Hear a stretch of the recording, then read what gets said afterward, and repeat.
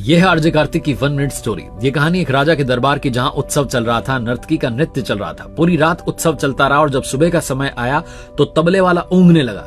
नर्तकी को नाचते नाचते दिखा कि तबले वाले को नींद आ रही है, तो उसको जगाने के लिए नर्तकी ने एक दोहा पढ़ा कि घड़ी गई थोड़ी रही, या में पल पल जाए, एक पलक के कारणे यूं ना कलंक लगाए।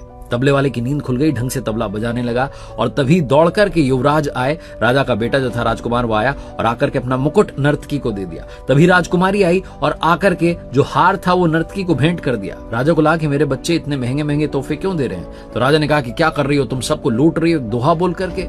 तभी युवराज ने कहा, जो राजा का बेटा था, उसने कहा कि महाराज आप वृद्ध हो चले लेकिन मुझे सिंहासन नहीं दे रहे हैं। मैं आज सिपाहियों के साथ मिलकर आपको मारने वाला था, वो तो इस दोहे ने मेरी आंखें खोल दी कि घड़ी गई थोड़ी रही, थोड़ा समय बचा है, आज नहीं तो कल ये राजपाट मेरा ही होगा। मैं पिता की हत्या का कलंक अपने नाम क्यों लूं।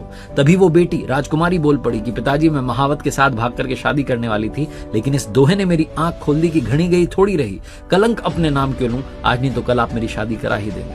तो राजा ने कहा कि बच्चों, अपने बेटे से कहा सबसे पहले तो तुम ये कुर्सी संभालो, और बेटी से कहा बहुत सारे राज्यों के राजकुमार आए, तुम अपनी पसंद का वर चुन लो। उसके बाद राजा ने भी राजपाट छोड़ दिया और जंगल में चला गया कि थोड़ा ही समय बचा है, भगवान की भक्ति कर लेता हूँ। ये कहानी राजा और नर्तकी की नहीं है, ये कहानी आपकी हमारी है। घड़ी गई थोड़ी रही, थोड़ा समय बचा है, सही इस्तेमाल करना शुरू कीजिए।